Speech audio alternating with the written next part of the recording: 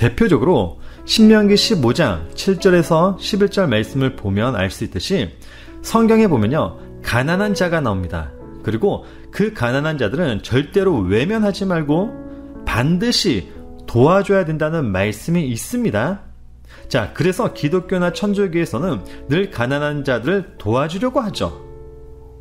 자, 그런데 여러분들 그거 아십니까? 성경에서 말하는 가난한 자들이란 게 세상에서 말하는 그런 가난한 사람들을 말하는 것이 아니라 바로 나를 지칭하고 있다는 것을요. 왜냐하면 가난한 자라는 단어가 히브리어로 에브욘이라고 해요.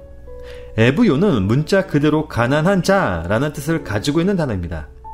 자, 그런데 하나님이 이 에브욘이라는 단어로 가르쳐 주려고 하는 건 바로 이스라엘 백성 너희들이 바로 가난한 자였다는 것을 가르쳐 준 단어입니다.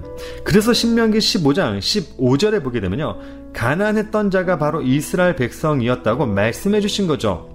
너는 애굽 땅에서 종되었던 것과 내 하나님 여호와께서 너를 속량하셨음을 기억하라. 그것으로 말미암아 내가 오늘 이같이 내게 명령하노라 라고 하잖아요.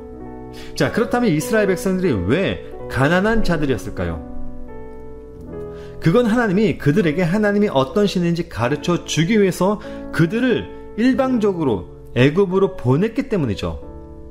그래서 에브욘의 뜻이 하나님의 수렁에 빠지다 라는 단어로 되어 있는 겁니다. 왜냐하면 에브욘을 보게 되면요, 하나님을 의미하는 아부와 수렁이라는 뜻을 가지고 있는 야훼의 합성어로 되어 있기 때문이죠.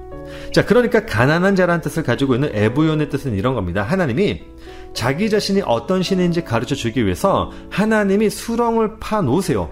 그리고 그 수렁에 던져진 자들과 이렇게 바로 에브욘, 가난한 자라고 이야기를 하는 겁니다. 자, 그래서 하나님의 수렁에 빠진 자들은요, 늘 하나님에게 구걸하며 살아야 했던 거예요. 예를 들면 이스라엘 백성들이 하나님의 수렁이라는 애굽에 빠져 애굽에서 하나님에게 구걸을 했던 것처럼요, 다윗이 하나님의 수렁이라는 광야에 빠져 하나님에게 늘 구걸했던 것처럼요. 그래서 시편에 보면 다윗이 이런 기도를 하기도 한 거죠. 나는 가난하고 궁핍하나 주께서는 나를 생각하시오니 주는 나의 도움이시오 나를 건지시는 이시라. 나의 하나님이여 지체하지 마소서. 여기서 가난과 궁핍이 바로 에브욘입니다. 이건 요나도 마찬가지였습니다. 요나도 하나님이 어떤 신인지 가르침을 받기 위해서 하나님이 파놓으신 수렁에 빠지자, 이게 물고기 뱃속이에요. 수렁에 빠지자 무엇을 하기 시작했죠? 하나님에게 구걸을 하기 시작했죠. 하나님, 나 좀 건져내 주세요. 자, 그런데 그들이 그렇게 하나님에게 구걸을 하자 하나님이 그들을 어떻게 하셨습니까? 그들을 수렁에서 건져내 주셨죠. 자, 그런데 중요한 건 하나님이 그들을 건져내 주기 위해서 하신 게 뭐였죠? 하나님을 가르쳐 주신 사건이었죠. 바로 예수 그리스도를 죽이신 사건이었잖아요.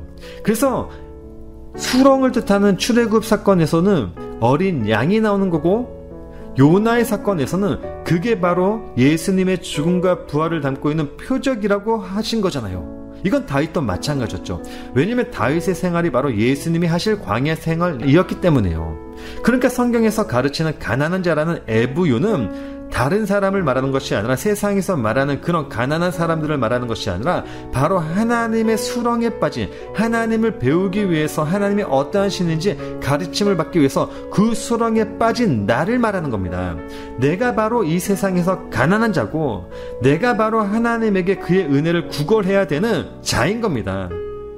자, 그렇게 우리가 그 구덩이에서 이제 나왔다면 우리는 이제 그 가난한 자들에게, 또 다른 가난한 자들 있죠, 그들에게 나를 수렁에 끌어올려 주신 하나님을 가르쳐 줘야 하는 겁니다. 복음을 줘야 하는 겁니다.